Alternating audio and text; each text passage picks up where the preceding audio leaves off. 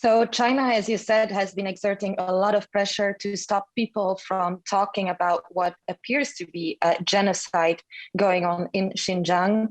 crimes against humanity, as many parliaments around the world and governments have been denouncing, as several UN special procedures have been denouncing, and something on which the Uyghur Tribunal, which is incredibly important, will pronounce itself. As you rightly say, China has been trying for a long time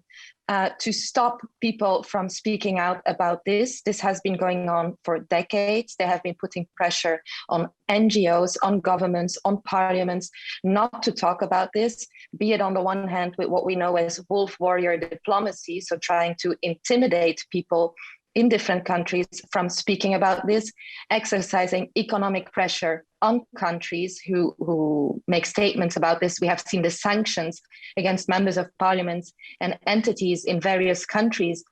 because they have been talking about Xinjiang and denouncing the ongoing genocide and crimes against humanity. But maybe most hurtful is the way they have been trying to silence, intimidate, and slander the Uyghur witnesses that have made it and that have been denouncing the crimes going on in Xinjiang abroad. These people are incredibly courageous and brave because they've been intimidated,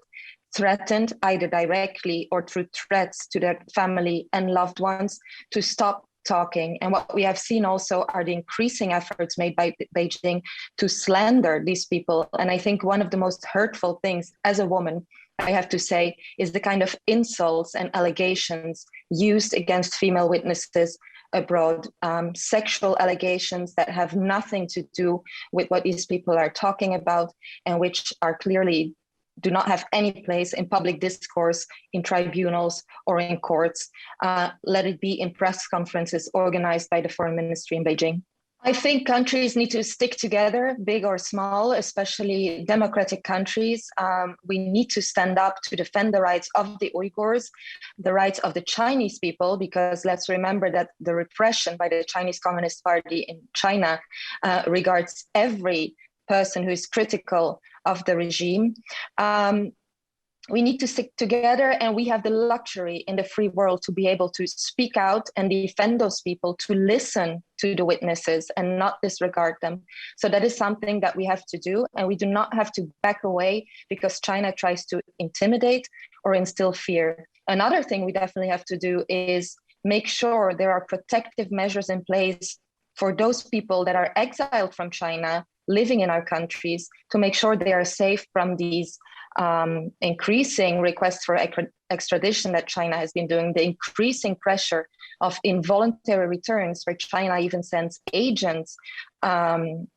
undercover to other countries to harass people, to make sure they return to China, where they can then disappear or be persecuted, where China uses their family or loved ones against them to make sure they're either silenced or maybe return in an attempt to save their family, their relatives, and then be persecuted themselves. Because we all, as an international community, have an obligation